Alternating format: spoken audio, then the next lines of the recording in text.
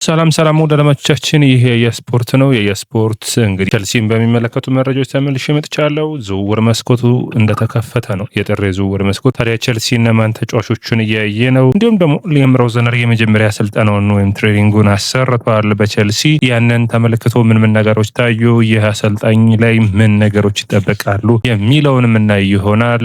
የስፖርት ነው። እንግዲህ ሊያም ሮዘነሪ የቀድሞው የሮሪ ሮዚነሪ ልጅ እንደሆነ ይታወቃል። እንግዲህ በ1980ዎቹ ጥሩ ተጫዋች ከነበሩ ተጫዋቾች ውስጥ አንዱ ነበር። እንግዲህ ይህ ተጫዋች ታዲያ አሁን ደግሞ እንግዲህ በጥሩ ሁኔታ ጥቁር በእንግሊዝ ፕሪሚየር ሊግ ላይ ሲያሰለጥን ወይም ደግሞ ቅይጥ የምንለው አይነት ሲያሰለጥን የምናይበትን እድል በቸልሲ ቤት የሚፈጥር ነው የሚሆነው። ቸልሲ እና ደግሞ የጥቁር ተጫዋቾች ረዘም ያለ ታሪክ ያለው ቡድን ነው። የነ ድሮግባ ኤቶ የሚታወስ ጊዜያቶች እንደነበሩ ይታወቃል። ታዲያ ሊያም አሁን እንግዲህ እዚህ ስብስብ ውስጥ እንደ አዲስ በአዲስ ኮንትራቶቹ አባላቶች ውስጥ አድርጎ የተጫዋቾቹን ውሳኔ መወሰን እና እንዲሁም ደግሞ ሁኔታዎቹን በሚወስንበት ጊዜ በጣም መነሳት የሚጠበቅባቸው ነጥቦች ያሉ ከሱ ጎን ያልሆኑ ነገሮችን መለየት አንዱ ትልቁ ኃላፊነቱ ይሆናል። እንግዲህ አባቱም እንዲሁም ደግሞ አሰልጣኛውን ደግሞ የቸልሲ አሰልጣኝ የሆነው ልጅየው ሊያም ሮዝነሪ ሁለቱም እንግዲህ በሚሰጡት ሊያም በአጨዋወት ሂደት ውስጥ አንድ አጨዋወት ብቻ ያለው አይደለም። የተለያዩ አጨዋወቶችን አዳፕት አድርጎ በጨዋታዎች ውስጥ ውጤትን ለማምጣት የሚሞክር እንደሆነ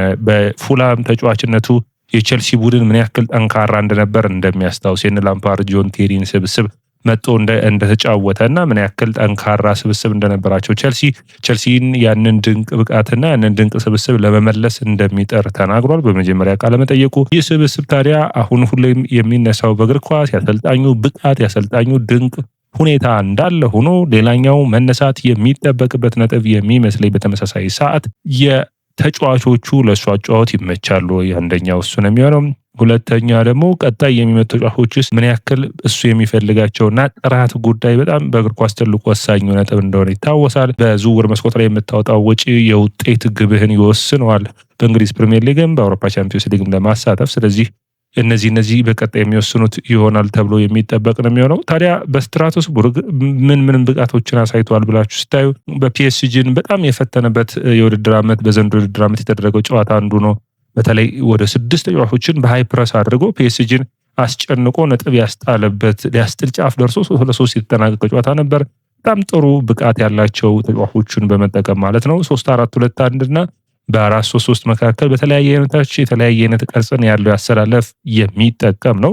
በተለይ ደግሞ ቡድኖችን በፍጥነት የመዋሃድ ብቃቱ በጣም የሚገርም ነው።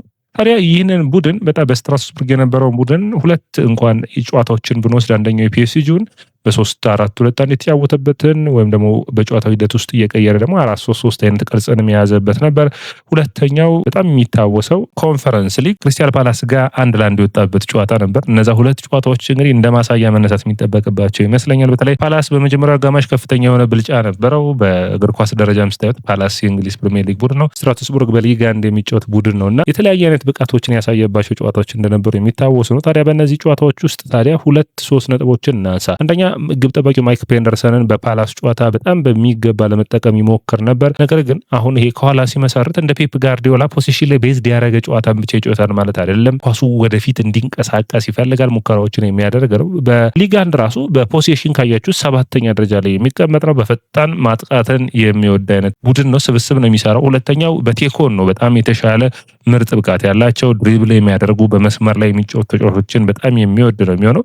ስለዚህ በዚህ ተመራጭ ይሆናሉ። በተለይ የስቴፋኒያል የፓልመር እና ዴላፕ በጣም ተጠቃሚ ይሆናል ተብሎ አሁን ባለው የቅርጽ የሚጠቀም ነው የሚሆን። በተለይ ሊያም ዴላፕ ደግሞ በሃል ሲቲ ይተዋወቃሉ። ደድማዎቻችን በሃል ሲቲ በአንድ የውድድር ዓመት አሰልጥኖታል። በተለይ በሚገርም ሁኔታ ያን የውድድር ዓመት የኤንዞ ማሬስካው ሌስተር ሲቲ በቻምፒዮንሺፑ በምርጥ ብቃት ወደ ፕሪሚየር ሊጉ የተመለሰበት ዓመት ነበር። ሽንፈትን ያስተናገደው አንዱ የነበረው በሃል ሲቲ በሊያም ዴላፕ እና እንዲሁም ደግሞ ሊያም ሮዝነሪ ቡድን 1-0 ነበር። ታዲያ እነዚህ ጥንካሬዎች አንዱ ነው የሚሆኑት። በተለይ በሐሰተኛ 9 ቁጥር ከመጠቀም ይልቅ የሚወደውና የሚፈልገው በትክክለኛ 9 ቁጥር መጫወት ነው። ስለዚህ ይህ ለሌሎች ተጫዋቾች እድልን የሚሰጥ ይሆናል ብዬ አስባለሁ። እንግዲህ በግብ ጠባቂ የመጫወት ሂደቱ ደግሞ ሃይ ሪስክ የሆነ ሃይ ሪዋርድ የምትሉት የሚችሉት አይነት ነው የሚሆነው። በጣም ሪስክ አድርጎ እንደ መሀል ተከላካይ ያክል የሚጫወትበት ነው የሚሆነው። ያንን ተከትሎ የምታስታውሱ ከሆነ የፓላሱ ጨዋታ ላይ ስትራስቡርግ ያለ ያደረገው ጨዋታ ላይ 2-3 ኳሶችን አግኝተው 2-3 ኳሶችን እንግዲህ ተጠቀሙባቸውም። አንደኛው አዳም ዋርተን ፖል መለሰበት፣ ሁለተኛው እንደዚሁ ማቴታ ፖል መለሰበት። ነገር ግን እንደዚህ አይነት ጎሎች እንደሚቆጠሩበት በተለይ ደግሞ በግብ ጠባቂ ሂደት ካያችሁት ማይክ ፔንደርሰን ከኋላ በመስራትና እንዲሁም ደግሞ ስህተትን በመስራት ስትራስቡርግ 15 ኳሶችን በውድድር ዓመቱ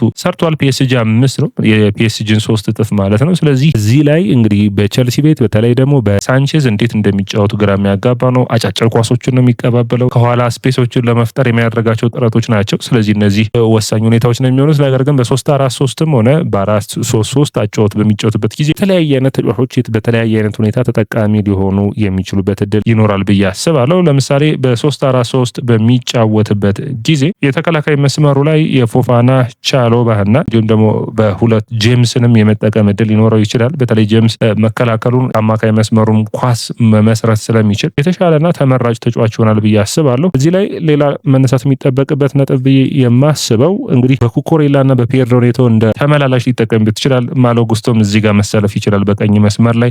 በተለይ ጉስቶ መስመሩን ጠብቆ በማጥቃቱ ረገድ የተሻለ ተጫዋች ስለሆነ በተመላላሽነት በጣም ሊጠቅመው የሚችል ነው የሚሆነው። ከዛ ካይሴዶና ኤንዞ ፈርናንዴዝን በአማካይ መስመር የሚያደርግ ቸልሲ በዴላፕ በአጥቂ መስመር በፓልመርና እንደ 10 ቁጥር ደግሞ በመሆን በሁለት 10 ቁጥር መጠቀም ስለሚጠበቅበት በዛኛው መስመር ላይ ጃኦ ፔድሮን ዴላፕና ፓልመርን በአንድ ላይ የአጥቂ መስመሩን ሲመሩት እንደ አማራጭ አሰላለፉን ልናይ የምንችል ይሆናል። በ4-3-3 እንኳን የተለመደው አሰላለፍ ነው ሊሆን የሚችለው አማካይ መስመሩ ላይ አንድ ተጫዋችን በመጨመር ማለት ነው። ነገር ግን እግር ኳስ እሱም እንደሚናገረው በፍጥነት የጨዋታ ቅርጽህን መላመድ፣ በፍጥነት ውጤታማ መሆን፣ እዛ ውጭ ደግሞ ባሉ ተጫዋቾች መሰረት ደግሞ የተሻለ የአሰላለፍ ሂደቶችን መፍጠር ይጠበቅበታል እንደ ቡድን። በአሜጋና በሚቼሊ የሚመራው የስትራስቡርግ አጥቂ መስመር ቋሚ ትክክለኛ 9 ቁጥር የሚፈልግ ነው ሌም። ስለዚህ በዚህ ቡድንም ዴላፕ የተሻለ እድል የመሰለፍ እድልን የሚያገኝ ይሆናል። እንግዲህ በዝውውር መስኮቱ ላይ ሌላኛው በዚህ ሂደት ውስጥ እነ ሃቶ እና ቺምፖንግ ተጫዋቾችን በማፈራረቅ የተሻለ ተመራጭ ተጫዋች ሊሆኑ የሚችሉ ተጫዋቾች ይኖራሉ ብዬ አስባለሁ። ሃቶ አንዱ ተጠቃሚ ሊሆን ይችላል ብዬ አስባለሁ። የሜዲካል ስታፉንም እንግዲህ እሺ ብሎ ነው ተስማምቶ የመጣው። በዚህ ሁኔታ አመራሮችን በሚገባ ሰጥ ለበጥ ብሎ የሚገዛ ነው የሚሆነው። ይህ ለቸልሲ ይጠቅማል ወይ?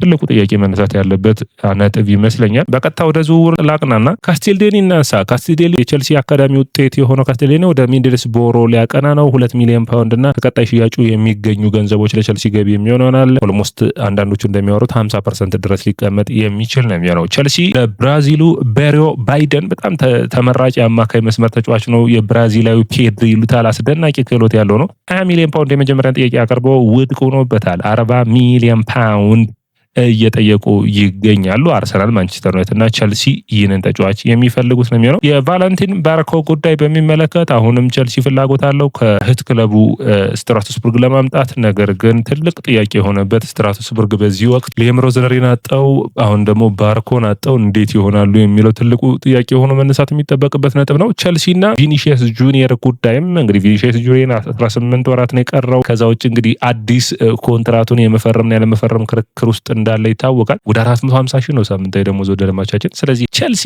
450 ሺህ ማለት እኮ በቸልሲ ስብስብ ውስጥ ከፍተኛ ተከፋይ የሆኑት ካይሴዶና ኤንዞ ፈርናንዴዝ የሁለቱን ክፍያ ነው የሚከፈለውና ወደ ቸልሲ ለመምጣት ቸልሲ ቢያስፈርመው ጥሩ እድልን ጥሩ ሁኔታን የሚያመጣ ነው። የግራው መስመር ክፍት ነው። ነገር ግን የዋጋውና ደሞዙን ቸልሲ በተለይ ደሞዙን መክፈል የሚችልበት ሁኔታ አለ ወይ የሚል ነው። እንግዲህ ቸልሲዎች አሁን ባለው ሁኔታ ሌም ሮዝነሪ በዘንድሮ ውድድር ዓመት ጥሩ ብቃትን ማይክ ፔንደርሰን ማሳየቱን ተከትለው በክረምቱ ወደ ስብስቡ አምጠው ከሳንቼዝ ጋር ሊያፎካክሩት የሚችሉበት እድል እንዳለ መረጃዎች ያሳያሉ።